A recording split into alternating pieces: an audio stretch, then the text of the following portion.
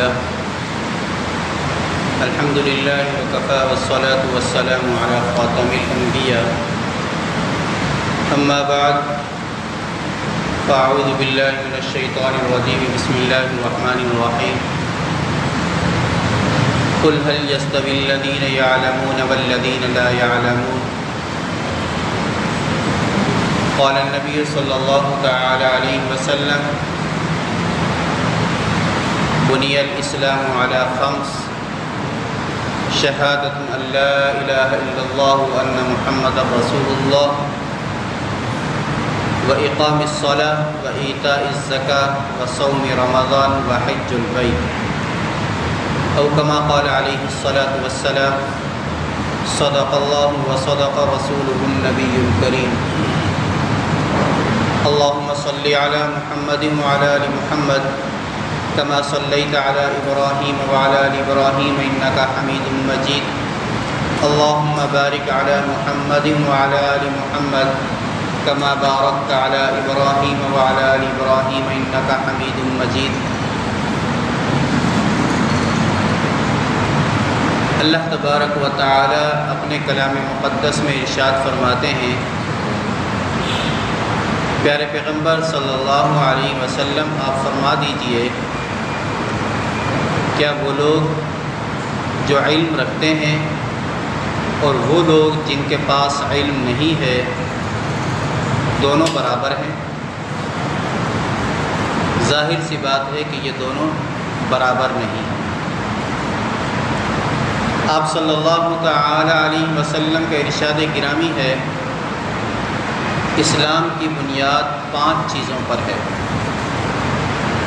اس بات کی گواہی دینا کہ اللہ کے سوا کوئی عبادت کے لائق نہیں، محمد صلی اللہ علیہ وسلم اللہ کے رسول ہیں۔ نمبر 2، نماز قائم کرنا۔ نمبر 3، زکوٰۃ ادا کرنا۔ نمبر 4، رمضان المبارک کے مہینے کے روزے رکھنا۔ نمبر 5، بیت اللہ کا حج کرنا۔ اسلام کے بنیادی ارکان یہ 5 ہی ہیں، جن میں سے پہلی چیز کو ایمان کہا جاتا ہے اور باقی باتوں کو اعمال کہا جاتا ہے۔ ایمان کیا ہے؟ کچھ چیزیں ایسی ہیں جن کا اقرار کرنا زبان سے اور دل سے تصدیق کرنا لازمی اور ضروری ہے۔ اس کے بغیر انسان مومن اور مسلمان نہیں ہو سکتا۔ چنانچہ امیر شریعت سید عطا اللہ شاہ صاحب بخاری رحمۃ اللہ علیہ سے ایک موقع پر عدالت کے میں ایک قادیانی نے سوال کیا کہ اسلام میں داخل ہونے کے لیے کیا چیز ضروری ہے یا کتنی چیزیں ضروری ہیں؟ تو شاہ صاحب رحمۃ اللہ علیہ نے عجیب جواب فرمایا، ارشاد فرمایا اسلام میں داخل ہونے کے لیے تو صرف کلمہ پڑھ لینا ہی کافی ہے، لا الہ الا اللہ محمد رسول اللہ۔ البتہ اسلام سے نکلنے کے لیے ضروریات دین میں سے کسی ایک چیز کا انکار کر دینا تو اسلام سے خارج کر دیتا ہے۔ اب جو چیزیں جن پر ایمان لانا ضروری ہے انہیں عقیدہ کہا جاتا ہے، عقائد یا عقیدہ کہا جاتا ہے۔ عقیدہ عقائد کی جمع ہے اور عقیدہ عقد سے ہے۔ عقد کے معنی ہے گرہ لگانا۔ ہمارے شادی کارڈ چھپتے ہیں، اس میں لکھا جاتا ہے عقد مسنونہ۔ عقد کے معنی گرہ لگانا، ایک مرد اور عورت کا نکاح کے ذریعے سے اس کی گرہ لگا دی جاتی ہے، گٹھان باندھ دی جاتی ہے ایجاب و قبول کے ذریعے سے۔ اب وہ گٹھان ٹوٹتی نہیں ہے، علیحدہ نہیں۔ اسی طریقے سے جب مسلمان بندہ لا الہ الا اللہ محمد رسول اللہ کہتا ہے تو اللہ تبارک و تعالیٰ کے ساتھ گٹھان باندھ لیتا ہے، گرہ باندھ لیتا ہے کہ میں نے آپ کو اپنا رب تسلیم کر لیا۔ یہی چیز تو سب سے پہلی چیز کلمہ طیبہ، لا الہ الا اللہ محمد الرسول اللہ صلی اللہ علیہ وسلم۔ اس کلمے کا صحیح پڑھنا ضروری ہے۔ بہت سے لوگ اسے محمد الرسول اللہ پڑھ دیتے ہیں، کوئی محمد الرسول اللہ کہہ دیتا ہے، غلط۔ لا الہ الا اللہ محمد الرسول اللہ، یعنی اللہ کے سوا کوئی عبادت کے لائق نہیں، محمد صلی اللہ علیہ وسلم اللہ کے رسول ہیں۔ اسی طریقے سے اس کلمے کی تھوڑی سی تشریح اور زیادہ کلمہ شہادت کے اندر ہے۔ اشہد ان لا الہ الا اللہ و اشہد ان محمدا عبدہ و رسولہ، کہ میں گواہی دیتا ہوں کہ اللہ کے سوا کوئی عبادت کے لائق نہیں، اور میں گواہی دیتا ہوں کہ محمد صلی اللہ علیہ وسلم اللہ کے بندے اور اس کے رسول ہیں۔ پہلے کلمے کو کلمہ طیبہ کہا جاتا ہے اور دوسرے کلمے کو کلمہ شہادت کہتے ہیں۔ کلمہ طیب یا طیبہ اس کے معنی پاک کے ہیں، یعنی وہ انسان جو کفر و شرک کی نجاست اور گندگی میں لتھڑا ہوا تھا، اب اس نے یہ کلمہ پڑھ لیا تو کفر و شرک کی نجاست سے وہ پاک ہو گیا۔ اور کلمہ شہادت اس کے اندر تو گواہی، یعنی اللہ تعالیٰ کی توحید کی گواہی اور نبی کریم صلی اللہ علیہ وسلم کی نبوت و رسالت کی گواہی، یہ بنیادی چیز ہے۔ لیکن اس کے ساتھ ہی اس کے اندر عقائد میں کچھ مزید تفصیل، وہ مزید تفصیل ایمان مفصل کے اندر آ جاتی ہے۔ یہ لفظ مفصل ہے، مفصل نہیں ہے۔ مفصل جس کی تفصیل یعنی تشریح کی گئی ہو، اور اس سے پہلے ایک اور آتی ہے ایمان مجمل، اسے بہت سے لوگ مجمل پڑھتے ہیں یا مجمل پڑھتے ہیں، یہ بھی غلط ہے۔ ایمان مجمل، ایمان مجمل کے اندر ایمان ہے لیکن اس کے اندر کوئی تشریح نہیں ہے، جیسے آمنت باللہ کما ہوا باسمائہ و صفاتہ وقبلت جمیع احکامہ، کہ میں ایمان لایا اللہ پر جیسا کہ وہ اپنے ناموں اور صفتوں کے ساتھ ہے۔ جتنے اللہ تعالیٰ کے نام ہیں برحق ہیں، جو اللہ تعالیٰ کی صفات ہیں برحق ہیں، میں اللہ تعالیٰ کے تمام ناموں پر ایمان رکھتا ہوں، اور اس کی جس قدر صفات ہیں میں ان تمام صفات پر بھی ایمان رکھتا ہوں، اگرچہ ان صفات کا اس وقت تفصیل سے میرے سامنے ذکر نہیں ہے۔ آگے اقرار باللسان و تصدیق بالقلب، میں اس بات کا زبان سے اقرار کرتا ہوں اور اپنے دل سے اس کی تصدیق کرتا ہوں۔ ایک آدمی زبان سے اقرار کر لے، آپ دیکھتے ہیں بہت سے ہندو عیسائی ہمارے ساتھ کلمہ لا الہ الا اللہ محمد رسول اللہ پڑھ لیتے ہیں، لیکن صرف کلمہ پڑھنے سے وہ مسلمان نہیں ہوں گے جب تک کہ وہ دل سے اس کی تصدیق نہ کر لیں۔ البتہ ایک آدمی بول نہیں سکتا، گونگا ہے، تو وہ اشارہ کر دے گا کہ اللہ ایک ہے، محمد صلی اللہ علیہ وسلم اللہ کے رسول ہیں، تو اس کا اشارہ کر لینا کافی ہوگا، کیونکہ اس کا زبان اس کے ساتھ نہیں دے رہی، اور دل سے تصدیق۔ لیکن دل کا معاملہ اللہ کے حوالے ہے، ہم ظاہر پر عمل کریں گے۔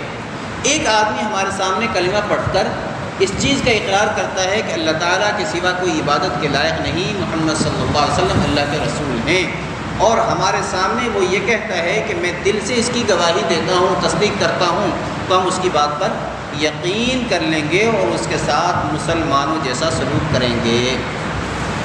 اب ہم یہ نہیں کہیں گے تو نے دل سے نہیں پڑھا، ہمارا معاملہ دل کے ساتھ نہیں، شریعت ظاہر کی مکلف ہے، ظاہر کے مطابق، ٹھیک ہے۔ اسی ایمان مجمل کی تفصیل ایمان مفصل کے اندر ہے۔ آمنت باللہ و ملائکتہ و کتبہ و رسلہ والیوم الآخر والقدر خیرہ و شرہ من اللہ تعالی والبعث بعد الموت۔ یہ 7 چیزیں ہیں، ان 7 چیزوں پر ایمان لانا ضروری ہے، پھر اس کے اندر اور زیادہ تفصیل ہے۔ نمبر 1 آمنت باللہ، میں ایمان لایا اللہ پر۔ اللہ پر ایمان لانا کیسا ہے؟ اللہ ایک ہے، عبادت کے لائق وہی ہے، اس کا کوئی شریک نہیں، اس کو کسی نے جنا نہیں، وہ کسی سے پیدا نہیں ہوا، لم یلد ولم یولد، نہ اس کی کوئی اولاد نہ وہ کسی کی اولاد، ولم یکن لہ کفوا احد، اس جیسا کوئی نہیں۔ ہم اس کی مثال نہیں دے سکتے کہ اللہ فلاں جیسا ہے، فلاں کی طرح ہے، کہ نہیں کہہ سکتے۔ وہ ہر چیز کو جاننے والا ہے، آسمان سے اوپر، آسمان سے نیچے، زمین سے اوپر، زمین سے نیچے، کوئی چیز اس کے علم سے باہر نہیں۔ وما تسقط من ورقة إلا يعلمها ولا حبة في ظلمات الأرض ولا رطب ولا يابس إلا في كتاب مبين۔ درخت سے کوئی پتا نہیں گرتا کہ اس کے علم میں نہ ہو، زمین سے کوئی دانہ نہیں پھوٹتا کہ اس کے علم میں نہ ہو، ہر چیز اس کے علم میں ہے، کوئی چیز اس کے علم سے باہر۔ اور ان اللہ علی کل شیء قدیر، اللہ تعالیٰ ہر چیز پر قدرت رکھنے والے ہیں، طاقت والے ہیں، قوت والے ہیں، کوئی چیز ان کی دسترس سے، ان کی قدرت سے باہر نہیں۔ اللہ تعالیٰ عاجز ہونے سے پاک ہیں، کوئی ان کو تھکا نہیں سکتا۔ زمین، آسمان، چاند، سورج، ستارے، پہاڑ، انسان، جانور، پرندے، کیڑے مکوڑے، جو کچھ بھی ہے، زمین سے اوپر، زمین سے نیچے، آسمان سے اوپر، آسمان سے نیچے، ہر چیز کا خالق وہی اللہ ہے۔ ہمیں اسی اللہ نے پیدا کیا، ہمارے ماں باپ کو اسی نے پیدا کیا، ہر چیز کا خالق بھی وہی ہے، پیدا کرنے والا بھی وہی ہے، مالک بھی وہی ہے، رازق بھی وہی ہے، رزق دینے والا بھی وہی ہے۔ تمام اشیاء، تمام مخلوقات جس قدر ہیں وہ سب کے سب اسی کے محتاج ہیں، سب کو روزی دینے والی ذات وہی ہے۔ وَمَا مِن دَابَّةٍ فِي الْأَرْضِ إِلَّا عَلَى اللَّهِ رِزْقُهَا، زمین پر کوئی بھی جاندار چیز ایسی نہیں جس کو اللہ روزی نہ دیتا ہو، اللہ نے اس کی روزی اپنے ذمہ دے دی، بلکہ اللہ تعالیٰ نے عبادت کا حکم تو دیا لیکن عبادت کو روزی کے ساتھ خاص نہیں کیا۔ فرمایا لا نسألک رزقا، ہم تجھ سے روزی کا سوال نہیں کریں گے، نحن نرزقک، روزی کے ذمہ دار ہم ہیں۔ جس طریقے سے ایک شاہی فرمان ہوتا ہے نا، بادشاہ کہتا ہے یہ کام ہم کریں گے، اللہ تعالیٰ نحن نرزقک، ہم تمہیں روزی دیں گے، یوں نہیں کہا میں دوں گا، ہم تمہیں روزی دیں گے، جمع کا صیغہ اللہ تعالیٰ نے استعمال کرتا ہے۔ سیدنا ابراہیم علی نبینا علیہ السلام نے دعا مانگی تھی، اے اللہ آج آپ نے مجھے لوگوں کا مقتدی اور پیشوا بنا دیا، میری اولاد کو بھی عطا کیجیے گا، یہ منصب میری اولاد کو بھی عطا کرنا۔ اللہ نے فرمایا لا ینال عہد الظالمین، ظالموں کے ساتھ میرا وعدہ نہیں ہے، یعنی جو آپ کی پیروی کریں گے میں اسے تو یہ منصب عطا کروں گا، مقتدی بناؤں گا، لیکن جو ظالم ہوں گے، اللہ کا حکم ماننے والے نہیں ہوں گے، اللہ کے نافرمان ہوں گے، ان کے ساتھ میرا وعدہ نہیں ہے۔ پھر ابراہیم علیہ السلام نے آگے دعا مانگی، اے اللہ وارزق اہلہ من الثمرات من آمن منہم باللہ والیوم الآخر، اس شہر کو امن والا بنا دے، مکہ کو، اور یہاں کے رہنے والوں میں سے جو اللہ پر، آخرت پر ایمان رکھیں ان کو روزی دے، کیونکہ پہلے اللہ نے فرمایا تھا میں کافروں کے ساتھ میرا وعدہ نہیں ہے کہ انہیں بھی اونچا منصب دیا جائے، تو ابراہیم علیہ السلام فرمایا کہ ہو سکتا ہے روزی بھی اسی کے ساتھ خاص ہو، اے اللہ جو ایمان والے ہیں ان کو روزی دے۔ اللہ نے فرمایا نہیں، ومن کفر، جو میرا انکار کریں گے میں انہیں بھی روزی دوں گا، جو کفر کریں گے میں انہیں بھی روزی دوں گا، لیکن قومت کے وہ عارضی نفع اٹھا لیں پھر میں انہیں اپنی طرف کھینچوں گا، مجبور کروں۔ خیر، تو اللہ رازق ہے،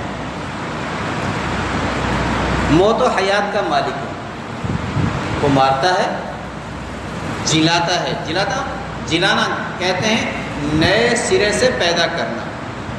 ہم نہیں تھے، اللہ نے زندگی عطا فرمائی، ہمیں وجود بخشا ہے، اور آج ہیں کل نہیں ہوں گے، تو یہ زندگی دینا، نئے سرے سے زندگی دینا، یہ اسی مالک کا کام ہے، اسی خالق کا کام ہے، اور موت دینا یہ اسی مالک کا کام ہے، اور پھر دوبارہ نئے سرے سے پیدا کرنا دوبارہ، یہ بھی اسی کا کام ہے۔ وہ اللہ اس پر قادر ہے، وہ اللہ ہمیشہ سے ہے اور ہمیشہ رہے گا۔ کچھ نہیں تھا وہ موجود تھا، کچھ نہیں ہوگا وہ موجود ہے، اسے قدیم کہتے ہیں، ہمیشہ سے ہے ہمیشہ رہے گا۔ اللہ تعالیٰ ہر مخلوق کا خالق ہے، فرشتوں کا خالق، فرشتے اسی نے پیدا کیے، اور پھر انسانوں کی ہدایت کے لیے اللہ تعالیٰ نے انبیاء اور رسل کو مبعوث فرمایا، پیغمبر بھیجے، اور پھر پیغمبروں نے لوگوں کو اچھی باتیں بتائیں، اللہ کے احکامات سکھائے۔ تو یہ سارے کے سارے نظریات یا عقائد اللہ تعالیٰ سے متعلق ہیں، ان میں سے کسی چیز کا بھی، یعنی اللہ تعالیٰ کی کسی صفت کا انکار کرنا یہ کفر کہلاتا ہے، اور اللہ تعالیٰ کی کسی صفت میں کسی اور کو شریک کرنا یہ شرک کہلاتا ہے۔ مثال کے طور پر اللہ پیدا کرنے والا ہے، فلاں بھی پیدا کر سکتا ہے، اللہ روزی دیتا ہے، فلاں بھی دے سکتا ہے۔ ایک ہے ظاہری اسباب، بھئی میں اس کے ہاں ملازمت کر رہا ہوں، وہاں سے مجھے روزی مل رہی ہے، یہ اس میں شامل نہیں ہے، یہ اس میں شامل نہیں ہے۔ میں ڈاکٹر کے پاس گیا، اس نے مجھے دوا دی، ہم عرف عام میں کہتے ہیں فلاں ڈاکٹر کے پاس سے گیا تھا، وہاں سے مجھے شفا ملی ہے۔ مقصد یہ نہیں ہوتا کہ ڈاکٹر کے ہاتھ میں شفا رکھی ہے، مقصد یہ ہے کہ اللہ تعالیٰ نے اس کے ذریعے سے مجھے شفا عطا فرمائی۔ ہاں اگر یہ نظریہ ہو کہ اسی ڈاکٹر ہی کے پاس شفا ہے اور اس کے بغیر کسی اور کے پاس شفا نہیں ہے، یہ شرک کہلاتا ہے، اور عام طور پر یہ نظریہ نہیں ہوتا۔ تو اسی طرح کوئی بھی صفت جو اللہ تعالیٰ کی ہے وہ اللہ کی مخلوق میں تسلیم کر لینا، اس کا نام شرک ہے۔ آمنت باللہ و ملائکتہ، میں ایمان لایا اللہ پر اور اس کے فرشتوں پر۔ فرشتے اللہ تعالیٰ کی ایک نورانی مخلوق ہے، نور سے پیدا ہوئے ہیں، وہ نہ مرد ہیں نہ عورت ہیں، ہماری نظروں سے غائب اور اوجھل ہیں، اللہ تعالیٰ کے فرما بردار ہیں، اللہ کی نافرمانی نہیں کرتے، لا یعصون اللہ، وہ اللہ کی نافرمانی نہیں کرتے، وَيَفْعَلُونَ مَا يُؤْمَرُونَ، جس چیز کا انہیں حکم دیا جاتا ہے وہ حکم پورا کرتے ہیں۔ فرشتوں کی تعداد بے حساب، بے شمار، ان کی صحیح تعداد کوئی نہیں جانتا۔ اس بات کے اندر بعض دفعہ بارش کے ہر قطرے کے ساتھ فرشتہ نازل ہوتا ہے، ہم بارش کے قطرے نہیں گن سکتے تو فرشتوں کی تعداد کہاں سے گنیں گے؟ حدیث پاک کے اندر آتا ہے، آپ صلی اللہ علیہ وسلم میں بیت اللہ کے بالکل اوپر 7ویں آسمان پر ایک اور بیت اللہ ہے جس کا نام بیت المعمور ہے، 70,000 فرشتہ وہاں اس کا طواف کرتا ہے جب سے وہ بنا ہے، اس وقت سے روزانہ 70,000 فرشتہ اس کا طواف کر رہا ہے، اور جس نے ایک دفعہ طواف کر لیا دوبارہ اس کا نمبر نہیں، قیامت تک اس کا نمبر نہیں ہے۔ ہزاروں سال، لاکھوں سال گزر چکے ہیں، تو فرشتوں کی صحیح تعداد کسی کو معلوم نہیں، صرف اللہ تعالیٰ ہی کو معلوم ہے۔ ہاں کچھ فرشتے ایسے ہیں جن کا تذکرہ اللہ تعالیٰ نے قرآن و حدیث میں کر دیا. وَيَحْمِلُ عَرْشَ رَبِّكَ فَوْقَهُمْ يَوْمَئِذٍ ثَمَانِيَةٌ. تیرے رب کے عرش کو 8 فرشتے اٹھائے ہوئے ہیں. حاملین عرش، عرش کو اٹھانے والے 8 فرشتے ہیں. اور اسی طریقے سے کرامن کاتبین، ہر انسان کے ساتھ 2 فرشتے ہیں جو اس کے نامہ اعمال کو لکھ رہے ہیں، اچھے اور برے عمل. دائیں طرف والا فرشتہ اچھے اعمال لکھ رہا ہے، بائیں طرف والا فرشتہ برے اعمال لکھ رہا ہے. اور یہی لکھا ہوا اعمال نامہ دفتر قیامت کے دن پیش ہوگا اور کہا جائے گا اقرا بکتابک، اپنا اعمال نامہ پڑھ لیں، جو ثبوت کے طور پر پیش کر دیا جائے گا تو نے یہ عمل کیے. جب انسان اپنی زبان سے اقرار کرے گا کہ میں نے تو یہ عمل کیے ہی نہیں تھے، میں نے تو یہ گناہ کیے ہی نہیں تھے، نافرمانی کی ہی نہیں تھی، تو تحریر موجود ہوگی. بلکہ ویڈیو کی صورت میں ہر چیز وہاں موجود ہوگی، ریکارڈنگ، مکمل ریکارڈنگ موجود ہوگی. انسان کو وہ گناہ کرتا ہوا دکھایا جائے گا کہ تو نے یہ گناہ کیا. اسی طریقے سے منکر نکیر، جنہیں نکیرین بھی کہتا ہے، کہ قبر میں مردے کو ڈالا جاتا ہے تو 2 فرشتے آتے ہیں جو اس سے سوال کرتے ہیں من ربک، تیرا رب کون، ما دینک، تیرا مذہب کیا، اور من نبیک، تیرا نبی کون ہے. یہ سوال. پھر ان فرشتوں میں سے، تمام فرشتوں میں سے 4 فرشتے ایسے ہیں جن کو اللہ تبارک و تعالیٰ کا خاص قرب حاصل ہے، جنہیں مقرب فرشتے کہا جاتا ہے. حضرت جبرائیل علیہ السلام، حضرت میکائیل علیہ السلام، حضرت عزرائیل علیہ السلام، حضرت اسرافیل علیہ السلام. اسرافیل علیہ السلام قیامت کے دن سور پھونکیں گے. سور ایک چیز ہے جو حضرت اسرافیل علیہ السلام اپنے منہ سے لگا کے کھڑے ہوئے ہیں تاکہ اللہ کا حکم ہو تو اس میں پھونک مارنے میں دیر نہ ہو. بس اس میں پھونک ماریں گے، جس کی آواز پیدا ہوگی اور سارا جہاں فنا ہو جائے گا. آگے آ رہا ہے اس کو.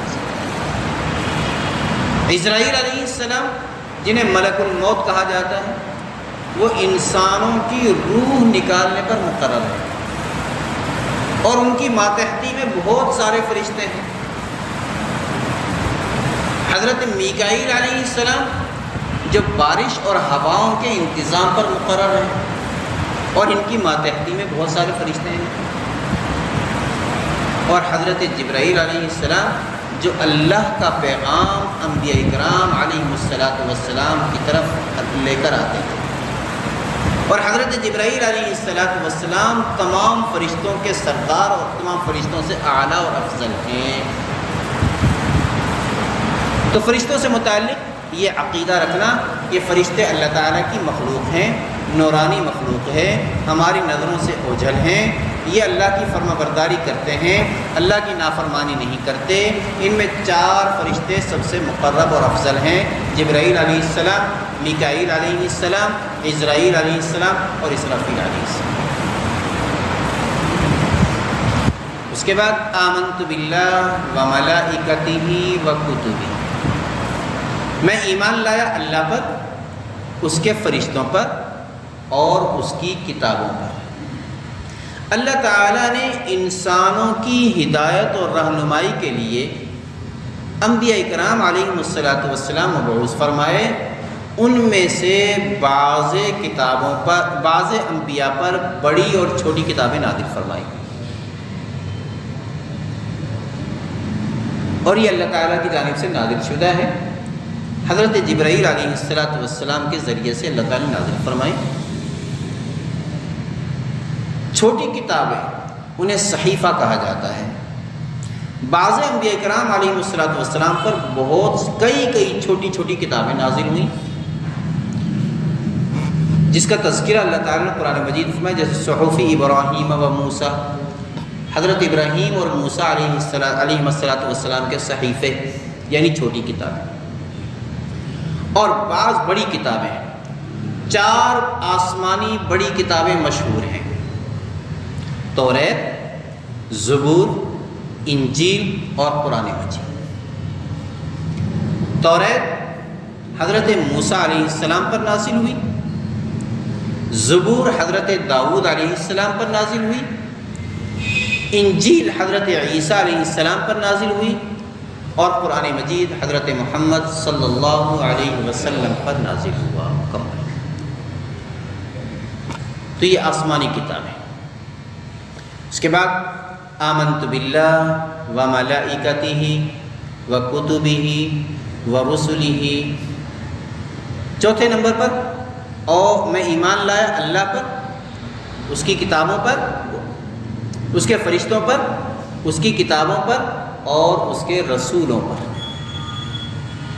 رسول اللہ تعالیٰ کے بندے اور انسان ہیں۔ رسول جو ہیں انسانوں ہی میں سے ہوئے ہیں، انسانوں کے علاوہ کسی اور مخلوق میں سے نہیں ہیں، جنات میں سے نہیں ہیں، فرشتوں میں سے نہیں ہیں۔ ہاں، لفظی معنی کے اعتبار سے فرشتوں کو رسول کہا گیا ہے۔ رسول کے معنی قاصد، بھیجا ہوا، تو جبرائیل علیہ السلام کو رسول کہا ہے، قرآن مجید کے اندر ہے۔ لیکن انسانوں کی ہدایت کے لیے جو رسول بھیجے گئے ہیں وہ صرف اور صرف انسانوں ہی میں سے بھیجے گئے ہیں، نہ فرشتوں میں سے ہیں، نہ جنات میں سے، نہ کسی اور مخلوق میں سے۔ تو یہ اللہ کے بندے ہیں، انسان ہوتے ہیں، اللہ تعالیٰ کے احکام اللہ کے بندوں تک پہنچاتے ہیں، اس میں خرد برد نہیں کرتے، جھوٹ نہیں بولتے، سچے ہوتے ہیں، اللہ کی نافرمانی نہیں کرتے، گناہ نہیں کرتے، معجزے دکھاتے ہیں اللہ تعالیٰ کے حکم پر، یعنی ایسے کام یا ایسی باتیں کر کے دکھاتے ہیں جس کو عام انسان نہیں کر سکتا اللہ کے حکم سے۔ اسی طریقے سے دوسرا لفظ استعمال ہوتا ہے نبی۔ نبی کے اندر بھی یہی ساری صفات ہوتی ہیں کہ وہ بھی اللہ کے بندے ہیں، انسان ہوتے ہیں، اللہ کا پیغام اللہ کے بندوں تک پہنچاتے ہیں، سچے ہوتے ہیں، جھوٹ نہیں بولتے، گناہ نہیں کرتے، اللہ کی نافرمانی نہیں کرتے، اللہ تعالیٰ ان کے ہاتھوں پر معجزات دکھاتے ہیں۔ اب اس رسول اور نبی میں فرق کیا ہے؟ یاد رکھیے، رسول اس پیغمبر کو کہتے ہیں جو نئی کتاب یا نئی شریعت لے کر آئے، جیسے نبی کریم صلی اللہ علیہ وسلم، حضرت عیسیٰ علیہ السلام، حضرت موسیٰ علیہ السلام، حضرت داؤد علیہ السلام، حضرت ابراہیم علیہ السلام، یہ رسول جو صاحب شریعت نبی ہو، نئی کتاب لے کر آئے۔ اور نبی جو نئی شریعت اور نئی کتاب نہ لے کر آئے، بلکہ پہلے نبی کی شریعت پر عمل کروانے والا ہو، اللہ تعالیٰ اس کی طرف وحی بھیجیں۔ جس طرح ہارون علیہ السلام، کیا موسیٰ علیہ السلام کے زمانے میں ان کے ساتھ ہی حضرت ہارون علیہ السلام نبی ہیں، رسول نہیں۔ حضرت زکریا علیہ السلام کے زمانے میں حضرت زکریا علیہ السلام، حضرت یحییٰ علیہ السلام نبی ہیں، رسول نہیں۔ اسی طریقے سے اور بہت سارے پیغمبر، رسولوں اور انبیاء کی صحیح تعداد اللہ تعالیٰ ہی جانتے ہیں، صحیح تعداد اللہ ہی کو معلوم ہے۔ مسلمان کے لیے لازمی ہے کہ اجمالی طور پر جس قدر انبیاء کرام یا رسول اللہ تبارک و تعالیٰ نے مبعوث فرمائے ہیں، بھیجے ہیں، میں ان تمام پر ایمان رکھتا ہوں۔ پہلے پیغمبر آدم علیہ السلام اور آخری پیغمبر حضرت محمد صلی اللہ تعالی علیہ وسلم ہیں، اس بات پر اقرار۔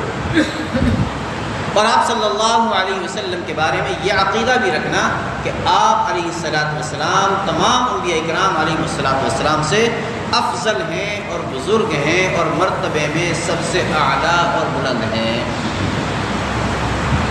اس کے بعد